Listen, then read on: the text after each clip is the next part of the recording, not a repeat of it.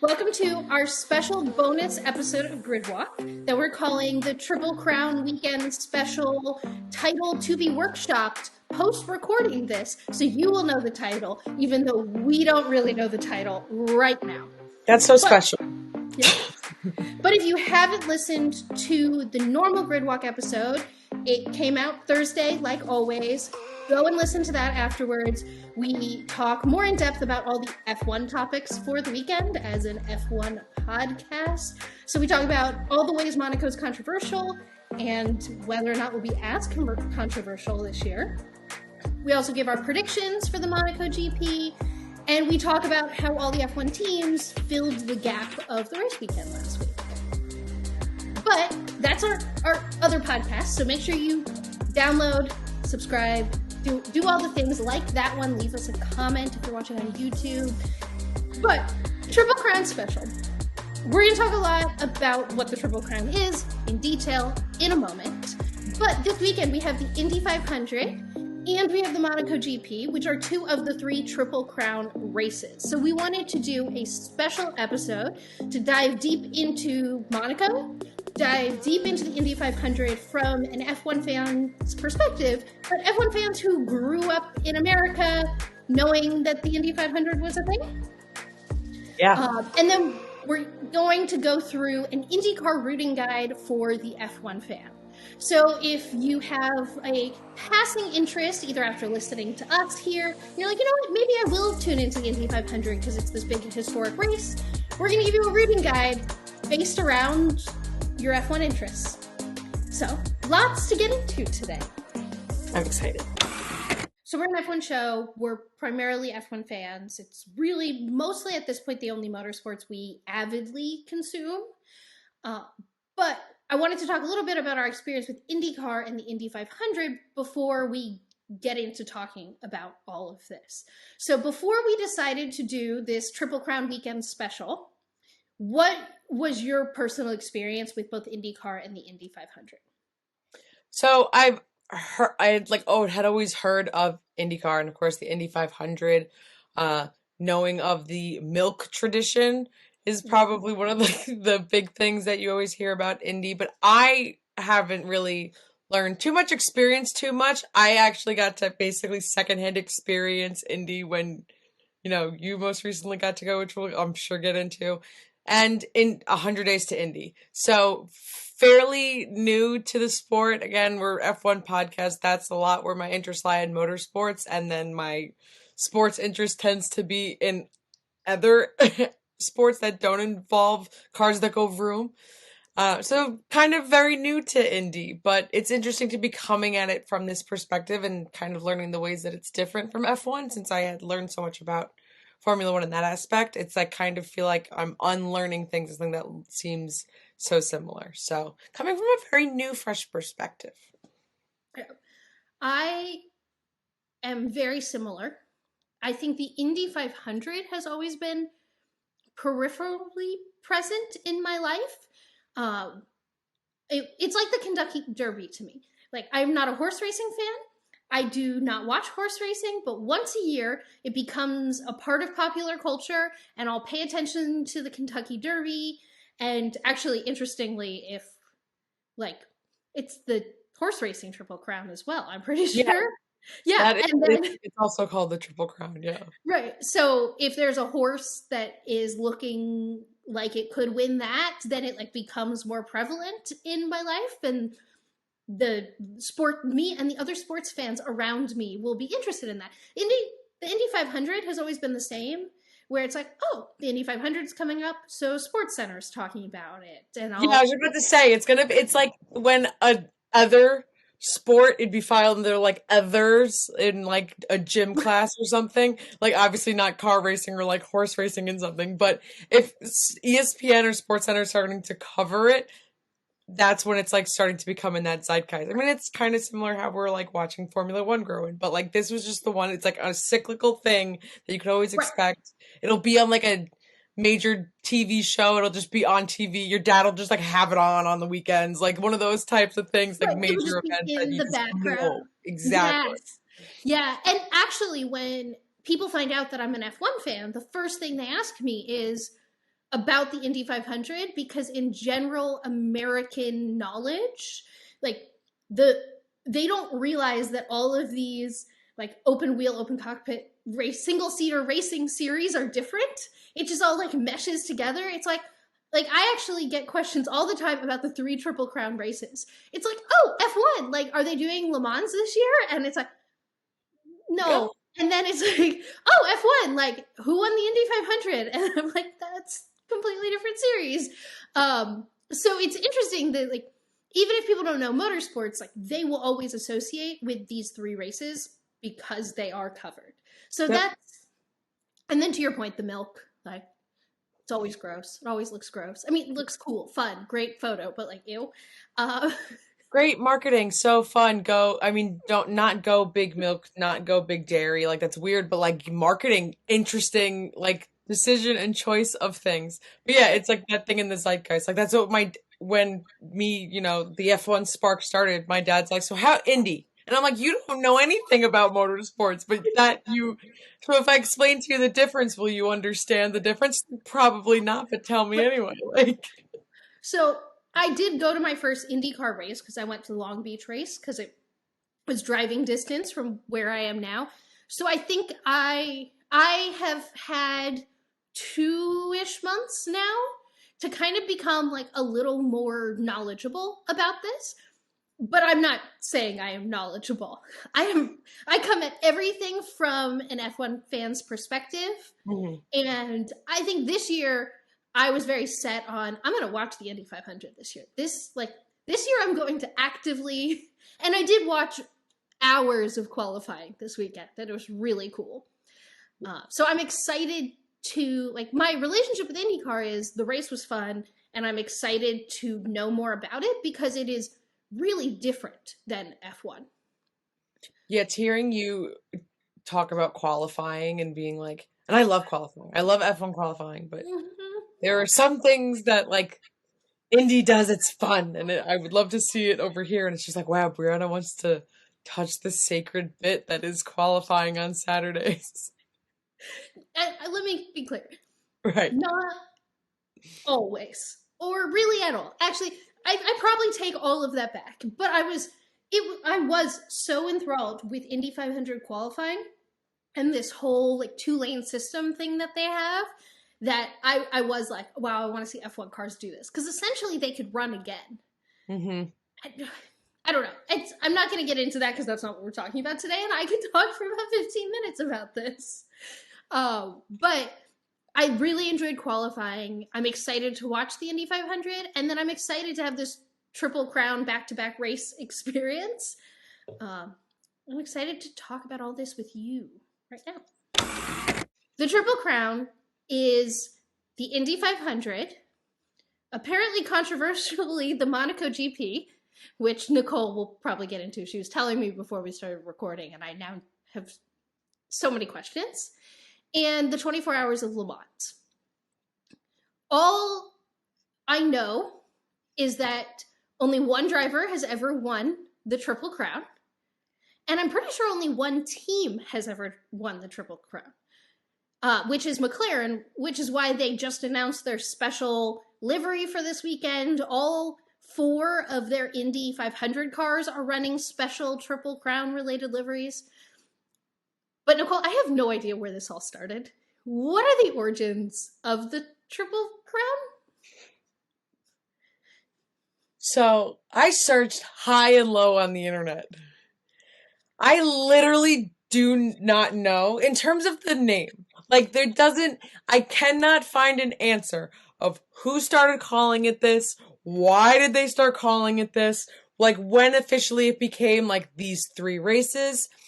The one driver who has completed the Triple Crown, including Monaco, which we'll get to the definition of all of this, Graham Hill says that it doesn't, he didn't specifically say it doesn't include Monaco necessarily, but he says during like a 75 interview, it is the F1 World Championship for Drivers, Indianapolis, and the Le Mans. 24 hours is what he... And for context, like Graham Hill is the only driver to have ever won the Triple Crown. Yes, Graham Hill's the only driver to have ever completed the Triple Crown. and he says that it includes the F1 Drivers' Championship. Either way, he still would be the only driver to have completed the Triple Crown if you consider it being the Drivers' Championship, or if you consider winning Monaco and Indy and Le Mans. And he's won Monaco 5 times, but then, Senna beat his record in 93 and Schumacher tied in 2001. But for like a very long time, he was known as like Mr. Monaco, dominating Monaco. So it's very interesting to see that like even he doesn't necessarily include Monaco in the title, but Monaco is so prevalent and huge in F1 history and things, which we'll get into in a little while, that it makes sense to be part of this incredible, Triple Crown of motorsports, and the timing of it all. It all just is like a beautiful triangle of chaos. And it also wouldn't, in my brain, not that things in the history of motorsports tend to make a lot of sense, but it doesn't make sense for it to be race championship. Like, it makes sense to me for it to be like the premier race in each series. Right. I think his argument, like some people say, it's like, well, Monaco is just only like one race of the thing, but it's like, okay, it's very interesting of perspective, but either way, it just comes down to like an argument of who do you want to say is like the second, like who's closest to being with Graham Hill. Like, it all depends on how you want to look at it that way. And then it just comes down to who's missing a driver's championship and who's missing Monaco. But it also depends on the hardest thing to win, which I'm sure there's 1000% no consensus on that. Right. Well, I'll make an argument either way in a second, but like Fernando Alonso has Le Mans and has Monaco and has a driver's championship, so it doesn't matter, but he doesn't have the Indy 500. But I do think it's interesting, of the 3 races for the Triple Crown, right now F1 is the only one that's closed off. So like anyone can enter in, well, a loose anyone. It takes a lot of money to enter into the Indy 500.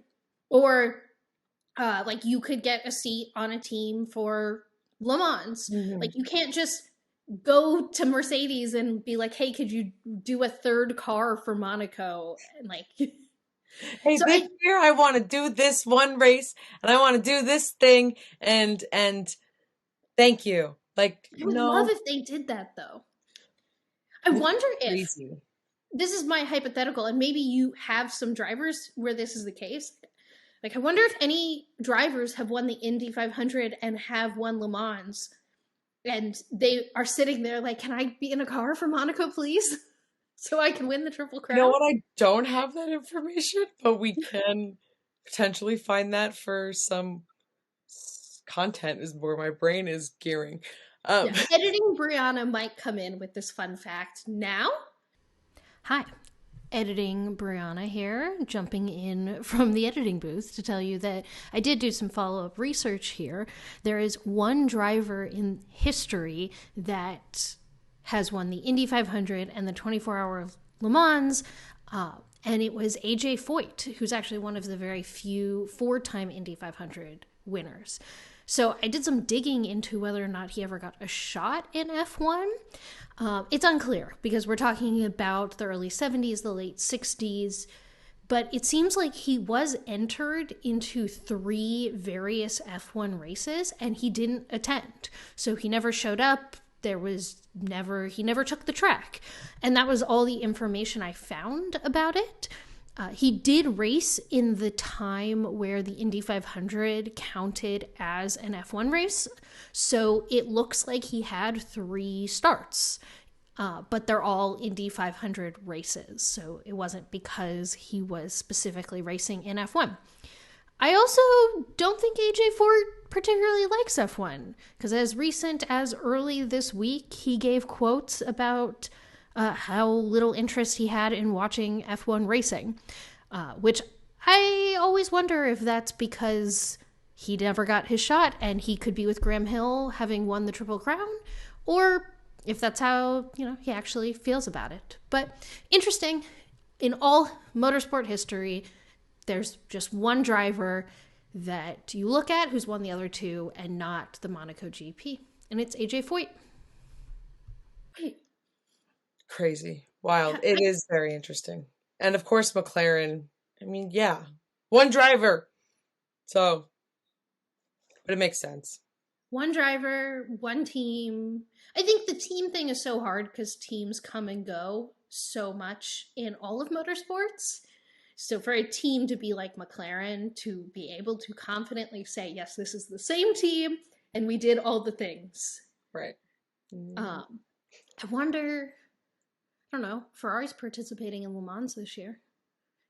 Then they just need to enter an Indy car. Wow, that's a lot to unpack in that thought process. Yes. Okay, here's the question though.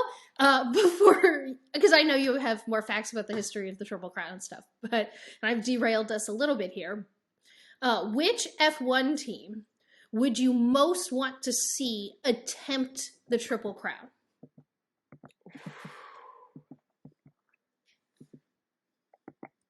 I mean, I want to say Mercedes, but that's just because I'm biased, like acknowledging the bias. But like, Yeah. it would be really cool. Ferrari just gets me nervous, and I don't know if that's just because I'm going into like Monaco nervous for Charles. Like Yes, the vibes right now. yeah, the vibes are just a lot like, I can't really, I don't know. Yeah, I mean, I don't want to say Red Bull, but I just know it'd be really interesting to see what Red Bull does. I was gonna say I think I would love to watch Red Bull go be a disruptor again. Right. Because Somewhere Red Bull else. knows Go do this. Go do it somewhere else. somewhere else. Well, because Red Bull, I wouldn't consider Red Bull a disruptor in F1 anymore. The No. way they were when they came in. Yeah, they're just an established, really good team. So it'd be interesting to watch them like take on other series like that. And oh my God, do you think then would it just be like history repeating itself? They need to dive into the first lovely race of the weekend, Monaco Grand Prix. It's a personal favorite. It is one that I always look forward to. I know you look forward to it too, which some may take as a hot take and like whatever. Monaco is a whole bunch of chaos. It's so based in F1 tradition and history that it's just so aligned. It's so tied into the sport that it's almost like you can't have F1 without Monaco in some type of way. And it is always exciting in some fashion, depending on what factors are at play. Like Monaco predates F1 existing. Like it is literally so old and people love old things. The first Grand Prix was in 1929. It was part of like the European Championship, and this was pre-World War II because obviously World War II happens and like, no one's auto racing during the war. Like, so there's a big pause in motorsports. And then shortly after World War II ends, they come back, and that's when Formula One begins. And the FIA starts doing different sort of like auto racing, but there was all different kind of formulas put in place. And then 1950 happens. It's the first year of the Formula One, the Drivers' Championship that we know and love. And it was also the first year of Monaco Grand Prix. So literally from the inauguration there, from that we know of, Monaco has been there. It's come to be known of high levels of prestige and glitz and glamour and tons of celebrities and people are watching from yachts. And it's just like, again, it's what Miami was trying to be in a parking lot in real life. It's crazy antics off track, and the track itself like basically matches that energy so very well. So street circuit, it's unbelievably narrow. The elevation is all over the place. There's a tunnel. There's tight corners. It's nuts. It is the only Grand Prix that does not meet the FA's length requirement of 305 kilometers, or if you're an American, 190 miles. It falls at 161.7 miles to around like 260-ish kilometers, 78 laps. So Monaco just always guarantees something to talk about, something for the fans to talk about, something to see. It'll never necessarily be what you expect it is, whether it's the weather, whether it's the corners, or, the yachts. And even though we're not talking about all three races this weekend, because Le Mans isn't happening, this weekend. Right.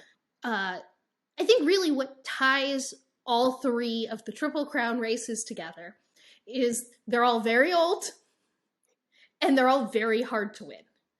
So if you were explaining to someone like, well, why is the Monaco GP the one that's in the Triple Crown? It's because it's really hard and it's old. Like, that's the general gist. And like the glitz and the glam and how I think there's a lot of feelings about modern day Monaco GP, which you can go listen to the episode that came out on Thursday to hear our thoughts on. Tease. But the reason it's so important is because of those two things. Like, it is the hardest driver challenge on the calendar, and probably the hardest team challenge on the calendar too.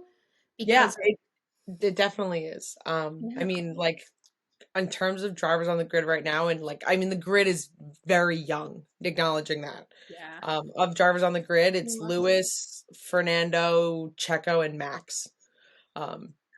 Honorary mention to Seb and Danny Ricciardo. I had to bring out my Monaco hat today.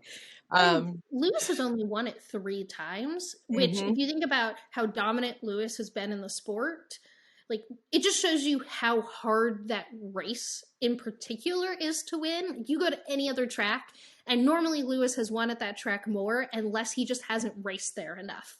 And it's like a newer track. Like, he can't have won in Miami more than that. It's physically impossible. But if you like compare that to Silverstone and the amount of times he's won there, like, it's just a really hard race to win. Yeah, it's incredibly difficult. And in terms of teams, like, McLaren has such an unbelievable like dominance and wins at this track, but also acknowledging that like a lot of that was like the Prost Senna years, and like that there's like 84 to 93, it was like either like Prost or Senna, like it. So, and that was just of the times, but like that's the facts.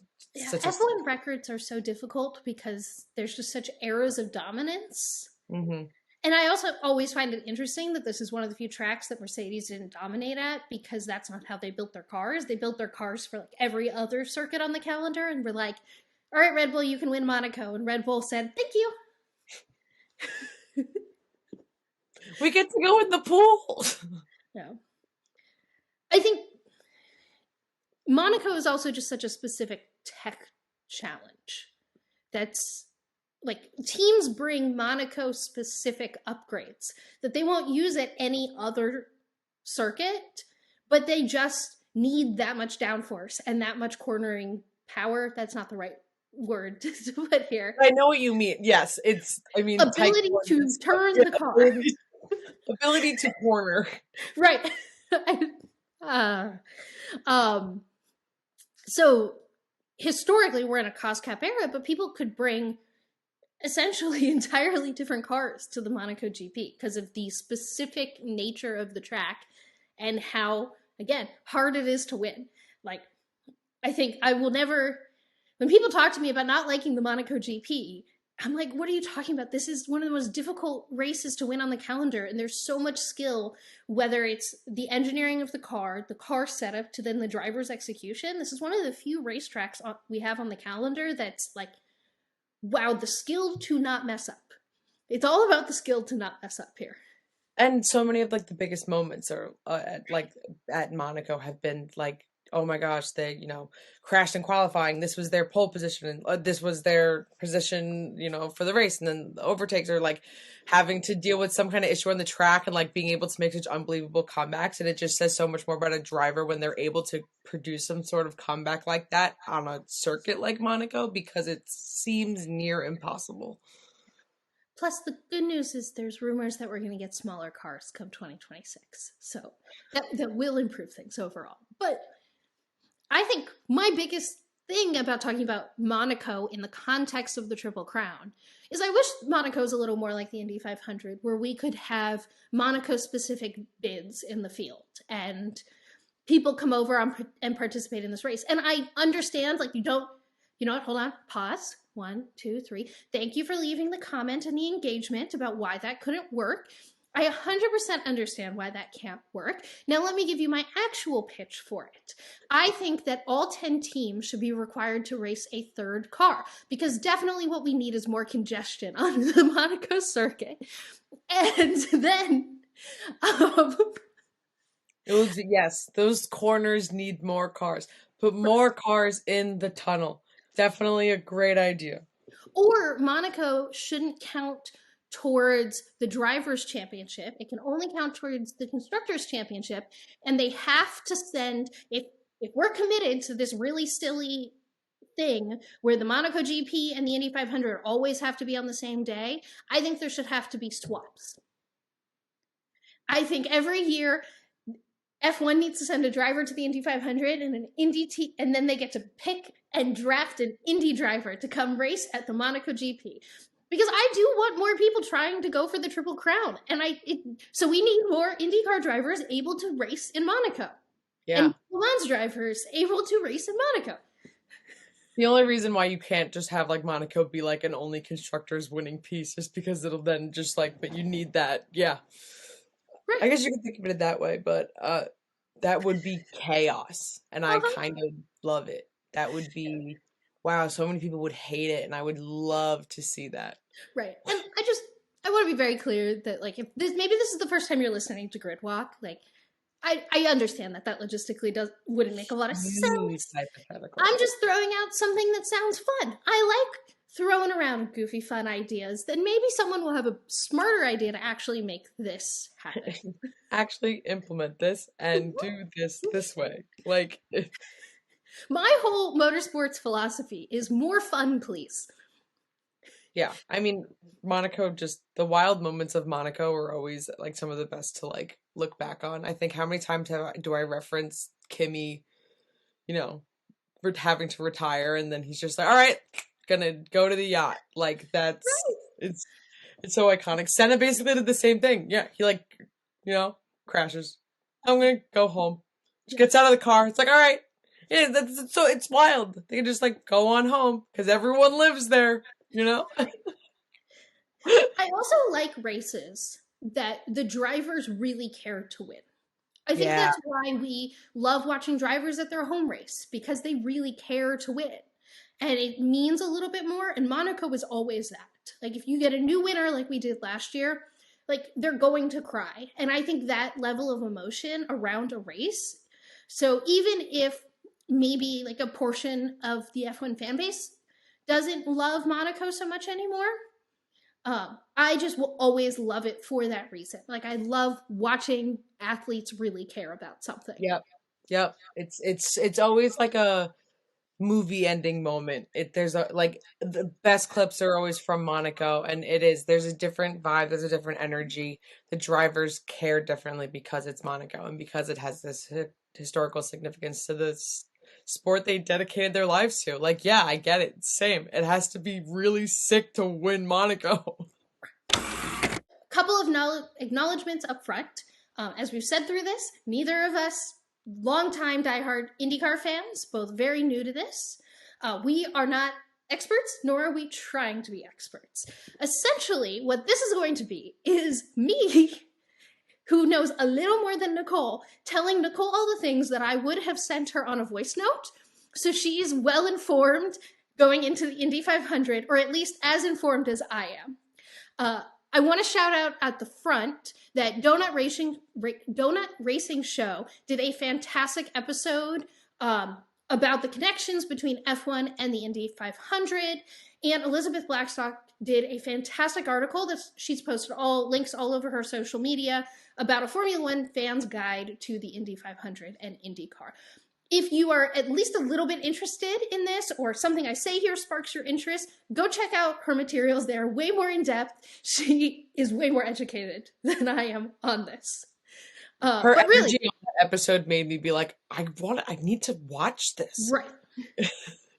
And this episode right now came to be because I was like, Nicole, I'm super excited to watch the Indy 500. Can I tell you all this information? And then we both were like, let's just record that on the podcast, and we can tell everyone this information if they're even a little bit interested. So I'm going to start with, IndyCar versus the Indy 500. Because this is the weirdest thing, at least for me, when I first was like, all right, I'm going to go to the Long Beach Grand Prix. I'm going to start to explore this interest. And you'll notice very quickly that everyone talks about the Indy 500 and no one talks about any of the IndyCar championships. Mm-hmm. And all the drivers seem to only care about the Indy 500. And essentially in all of my research, this is because IndyCar's history, unlike F1's, is a lot less linear. There's a lot of open wheel racing series. At many times there were two because there were splits in the series, then there were mergers, and then there were splits, there were mergers. So the actual championship for the IndyCar championship has been very inconsistent throughout history, but the Indy 500 has been very consistent throughout history. The most recent one that you'll hear IndyCar fans reference a lot is the 2008 merger. For that reason, the modern day Drivers' Championship really only goes back to 2008. And you'll actually hear drivers. So Joseph Newgarden is one of the most accomplished drivers in IndyCar history and is a multi-time champion, but has never won the Indy 500. So he acts like he's never won anything. It's true. That's such like a sad statement. Right. But that's a lot about how big of a deal Indy 500 is.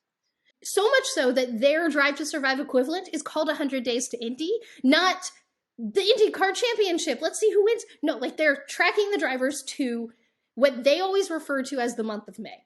So when you're watching social media content or people talk about this, you'll be like, it's the month of May. It's almost the month of May. We're in the month of May. And it's because the Indy 500 is like a race with 100 hours of practice. It's crazy.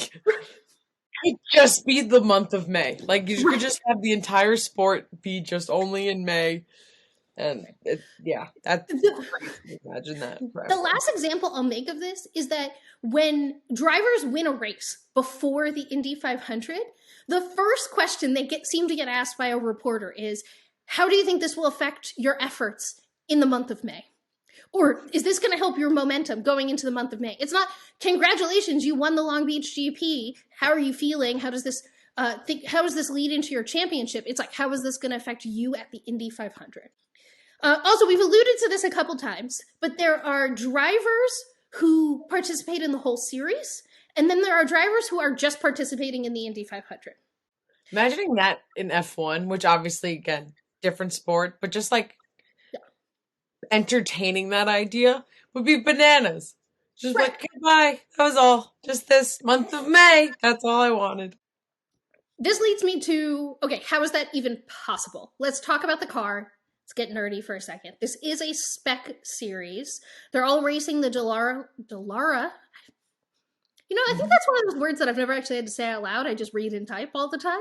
You just see it and it has like a noise in your head, and that's right. Exactly what you think it sounds like. Yeah. The Dallara DW12. It was introduced in 2012. So the really interesting thing is that they've been racing this car, and particularly racing this car at the Indy 500 for over 10 years now. The teams know it like the back of their hand. So not only do they know this circuit incredibly well, but they know this car really well. The easiest way to think about this car, because it's like not, it's spec. It's a spec car, but that doesn't mean the teams can't make a difference. Think about it. I'm going to put this in F1 terms. IndyCar fans, don't get mad at me. I know it's more complicated than this. But F1 teams can design parts of the car and they can control setup on the car. So like the different things they do in a race weekend, what we call setup, IndyCar can't bring new parts to the car, can't change the car, but they can change setup. So they can change things like ride height, details about how the suspension works, weight placements. Like in F1 cars, we talk a lot about how if you're underweight and then you can control where the weight is on the car with additional weights. So they can do that in IndyCar. Wing use and angle. Also, IndyCar, interestingly, particularly for this circuit, they have aero packages that they give to all the teams. It's like, hey, here's all these additional wings that can create downforce. And then the teams can choose whether or not they run those wings, how they run those wings, when they run those wings. Because interestingly, IndyCar doesn't have parc ferme. So that's everything. That's like baseline, throw in, like, here's your, like, your foundation to stand on. Here's your cheat sheet. Here's your index card of IndyCar Indy 500. Right. You're watching the race. Here are some things that confused me about watching IndyCar races, because they're different than F1 races. For starters, just know that they refuel in their pit stops. So their pit stops are slower. They're about 7 to 8 seconds, but they actually don't have any incentive to make them go faster because that's the length of time they need to refuel the cars anyway. So everyone has to do it anyway. Like, no one's not refueling. Yes. Because they're actually playing an interesting strategy game of, so how often do we need to pit? Do we want to put more fuel in the car, so therefore the car is heavier, but then the driver can go flat out? Or do we want to put less fuel in the car? The car will be lighter, but then the driver needs to conserve fuel. And you'll actually hear a lot over the radio about their chief strategist telling them, like, hey, you need to, like, save fuel here, or no, you can go flat out. Like, that's a common strategic thing you'll hear. And you'll also hear a lot of, so actually, like, think of it like in F1 when Carlos had to save his tires, so he had to slow down. Yeah, I was like, this sounds like tire strategy. Right. Essentially, like, fuel saving is like tire saving. And, like, when F1 drivers have to, like, hit a lap time, it's exactly the same, except it's more about fuel than, but I actually do think that it's, since it is double layered, it's like tires and fuel. And so IndyCar drivers have to care about both. Right. Got it. Yeah, I was like, because you still have to care. They still have tires. They don't have DRS. They have push to pass. So the interesting thing is that it's not distance-based. Drivers can use their push-to-pass allotment at any point. They have a certain amount of seconds that they basically get a little bit of an engine boost. Think of it like it feels a little Mario Kart. Like, you press the fast button, you got what I was imagining. Yes. Yes. They do rolling starts, so there's no standing starts. So don't be surprised when all of a sudden they just go, like, they've been going in circles, and the guy is like, green flag, go! And you're like, oh, okay, great, they're going. It started.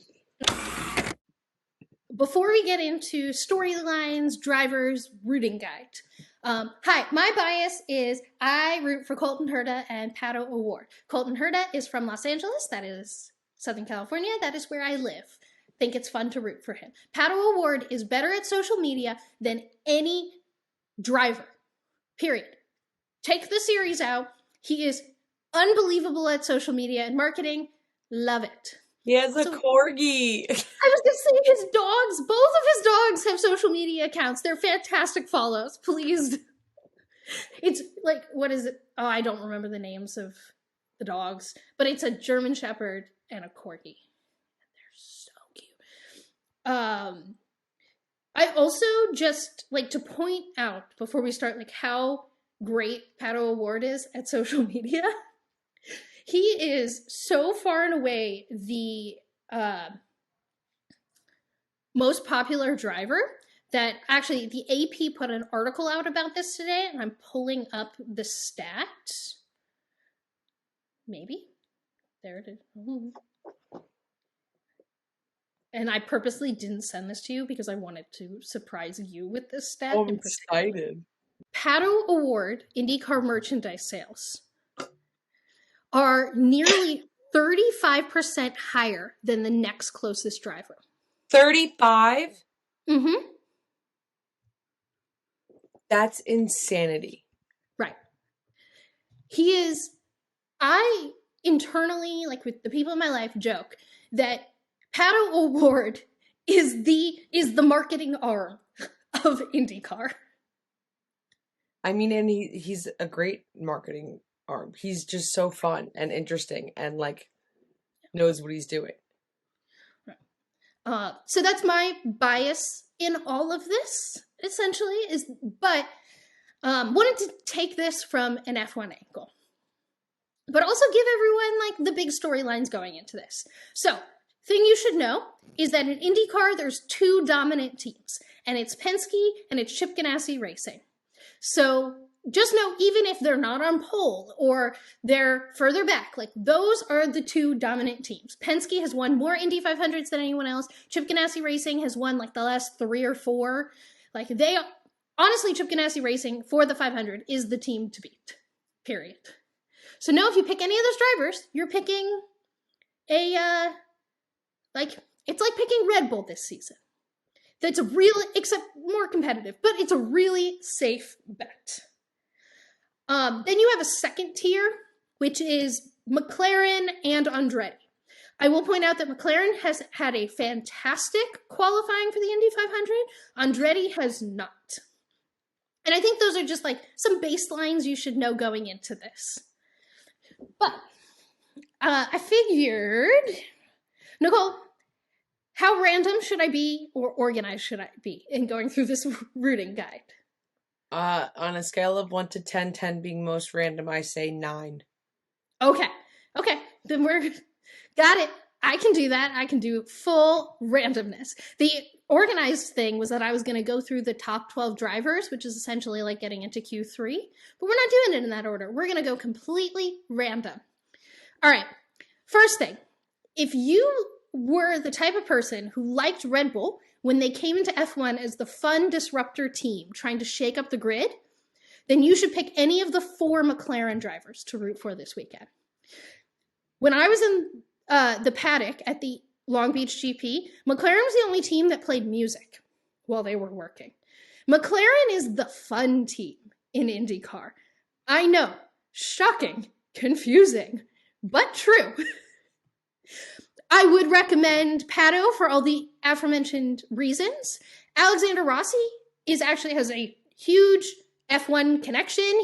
I'm not going to go through it all right now, but up until Logan Sargent, Rossi was the last American to race in F1. He really got a short end of the deal and has shown how good he is in IndyCar. So much so that he won the Indy 500 his rookie year in IndyCar in 2016, having never raced an oval before. Insanity. That's crazy. Right. This is his first year with McLaren. And then there's Felix, who's the third full-time McLaren driver. Everyone thinks that he's going to lose his seat at the end of the season in IndyCar, and McLaren's going to shuffle him to Formula E.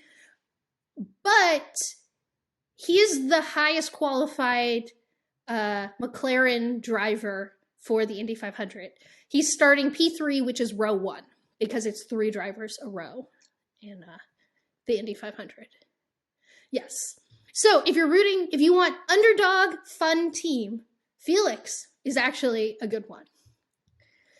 All right. If you are the type of F1 fan that liked McLaren in the Ron Dennis days, then you should root for anyone on Team Penske.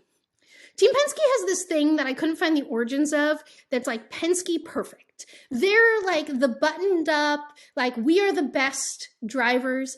I literally refer to Joseph Newgarden as Captain America. I don't need to explain more. Like Captain America in the Marvel movies, Joseph Newgarden. So they're traditionally the team itself doesn't give off the most like fun vibes. But they're very good. And the qualifier to that is that Scott McLaughlin and Joseph Newgarden do a show called Bus Bros, which I will describe as incredibly fun vibes. So much explosions. So many explosions, really fun and entertaining. I put down like my assumption when Nicole started to look into this. I'm like, Nicole's going to be a Joseph Newgarden fan. Yeah, I'm not opposed. I'm not off the bandwagon there. I just think you are going to love Bus Bros is essentially what I think it is. Scott McLaughlin is also an interesting character. So he's a 3-time supercar champ, and he just he wanted to come and start doing single-seater racing. And this is his 2nd or 3rd season, and is really good, has already won a race this season. So he's just one of those guys, like if you like race car drivers that can do multi-disciplined, and it's kind of like harkening back to the old days where drivers would just switch series all the time. Scott. He's also one half of Bus Bros. He's very popular. If you want a safe bet for the win, root for Chip Ganassi Racing. I will point out that Chip Ganassi Racing has the driver on pole, which is Alex Palou. If you, as an F1 fan, remember our Oscar Piastri saga from last year, Alex Palou did that in IndyCar, except it was as if Oscar Piastri was now driving for Alpine. And the funny thing is that Alex Palou wanted to be driving for McLaren. It was a McLaren and Chip Ganassi Racing. So when you saw these people online be like, this is the second time this scandal has happened with McLaren when the Piastri stuff was going on, that was this.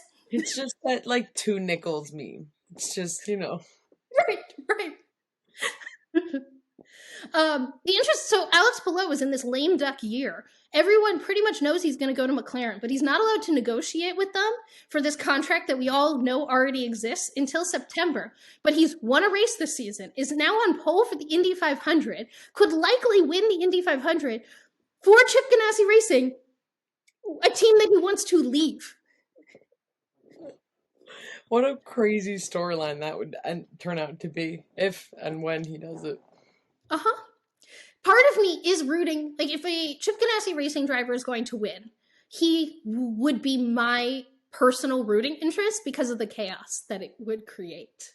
If you really like rooting for Alex Albon specifically as a Williams driver, then you should root for Callum in the Indy 500. So Who Goes Racing is a 2-car team that is very, very new, is not a fast team, but have had a really fast start this season. And it's mostly because Callum's really great. So much so that when his contract's up this year, he's like, everyone says it's going to be one of the craziest bidding wars we've ever seen for a top team to get him into a car. Callum is an F2 driver. You might know him because he's kind of Screaming Meals adjacent. He also posted that he was upset about the repeal of Roe v. Wade. So I like Callum. I think he deserves support. Interesting storyline going on with Callum's car. So they have the car they race all season, and then they have a car that they're specifically building for the Indy 500. Remember when I talked about all this practice time? Well, Callum got in the car for all this practice time and just kept saying that the car was wrong and felt weird and felt wrong. The night before qualifying, they agreed, decided they had to completely scrap that car. So they did, because it was unsafe, rebuilt his car overnight in the practice the morning before qualifying, were his first laps in this brand new car. So he had to do the setup that other drivers spent 30 hours in the car for, he did in 12 laps and easily qualified for the race. That's incredible. If you want to root for a rookie, root for Peterson. He was the only rookie to get into the Fast 12, which again is like getting into Q3. And he posted the fastest rookie qualifying time ever at the Indy 500. If you want a driver with a strong F1 connection that has a good chance to win, you should root for Marcus Ericsson or Alexander Rossi. Ericsson won the race last year. If you want to root for a driver with a strong F1 connection that doesn't have a great chance to win, root for anyone on the Andretti team. And if you want to root for an underdog win that isn't impossible, I'd pick any non-Penske or Chip Ganassi car that's in the top 12, essentially. Because even though McLaren has somehow gotten all 4 of their cars in the top 12, they're still going into this the underdog. The last thing is there is one driver in the field that has won the race 4 times, which is the maximum amount of times that an Indy 500 driver has ever won the Indy 500. I said that backwards the first time around. And that's Castroneves. So if you really want to root for history, winning a 5th time would be the most ever.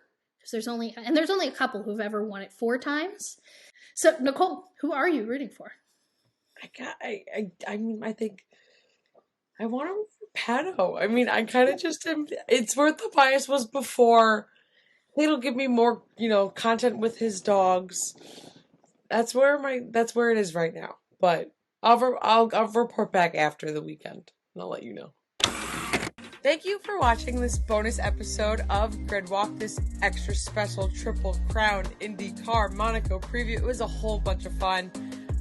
Go watch the full episode from Thursday. If you haven't already, you can watch it now. It is live wherever you find your podcast. Let us know who you're rooting for in the comments section below. DM us on all of our socials at Gridwalk Show. Let us know who your rooting interests are, not only for the IndyCar 500, but also who you're rooting for Monaco. And we'll see you next Thursday for our regular Gridwalk episode.